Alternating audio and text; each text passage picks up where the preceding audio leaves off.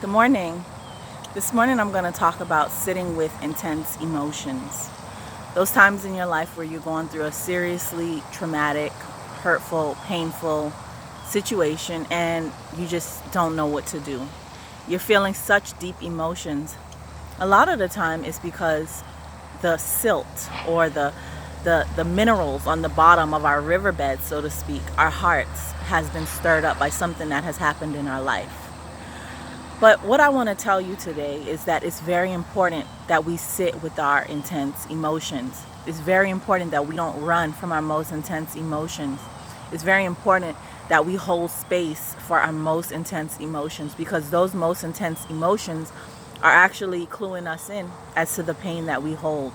It's cluing us in as to even the purpose and the passion that can be born from this pain, because pain, on the other side of transcending pain, is strength, is power, is endurance, is wisdom, is all of these wonderful things that can only be earned by actually sitting with your emotions, not trying to run from them, not trying to avoid them, not trying to pacify or pretend that they don't exist or smile when you know that you're not happy. Be willing to go into your inner cave. Be willing to witness the parts of yourself that scare you.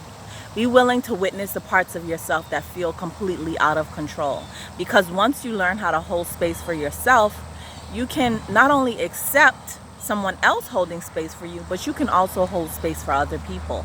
But until you're willing to be honest with yourself, and until you're willing to actually sit through the fire, it's almost like a phoenix rising from the ashes. It's almost like, going through a situation so extreme that you feel like it kills you.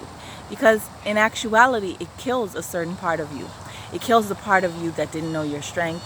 It kills the part of you that felt victimized. It kills the part of you that felt like, why is this happening to me? That is what pain is there for. That is what those deep emotions are there for. They're there to move you forward. So don't resist that. Don't try to suppress that. Don't lie to yourself about what you're feeling. Actually sit there and witness it. Cry, write, scream. Do whatever it is that you need to do to get through those feelings, because on the other side of those feelings is the exact opposite of those feelings. It's joy, it's euphoria, it's peace, it's wisdom, it's knowing that you have passed your own test. You have proven to yourself that you have the fortitude to witness the deepest and the darkest parts of yourself. You have taken what life has given you and you have transformed it into something beautiful. That's just like the lotus. The lotus grows in the mud.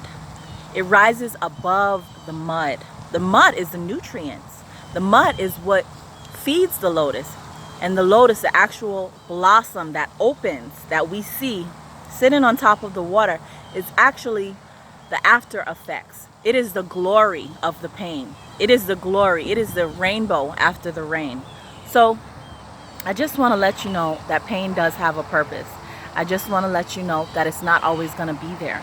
I just want to let you know that this is not happening for no reason. And I also want to remind you that the things that you choose to carry is not the responsibility of anyone else.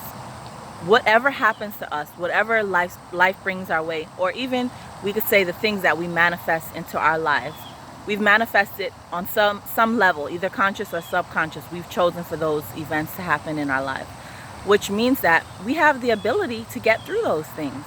And what happens is, there's a saying that says, when life gives you lemons, make lemonade. Because of course, your pain is like the lemons. It's something that is sour. It's something that on its own, you just can't imagine what you could do with it. But when you sit down and look at all the wonderful contributions that lemon makes to the culinary world, you begin to realize that there's something beautiful and something transformative in even lemons. So the same is true of your pain. Nobody is born into this life without hardships. Nobody is born into this life without struggles. Nobody is born into this life without tests. We all have to pass our tests. We all have to pass our tests. And I think one of the things about wise elderly people, when you see them, they're sitting and it's almost as if they have like this meditative look on their face, like as if nothing bothers them. That's because they've lived through so many different things. things that maybe when they were younger and less experienced would have rocked them to their core. But they've seen, they've endured, they lived through grief, they lived through loss, they lived through pain, they lived through feeling like everything was gone. They've lived through probably seeing their siblings, their parents, so many people around them die, and here they are. So there's a quiet wisdom that is acquired as a result of passing those tests. So today the mantra is, I am here to witness my pain. I am a container to sit for myself. I can contain everything that was made in my experience because this is my experience. And with that, I want to say have a wonderful day. Take care. Bye-bye.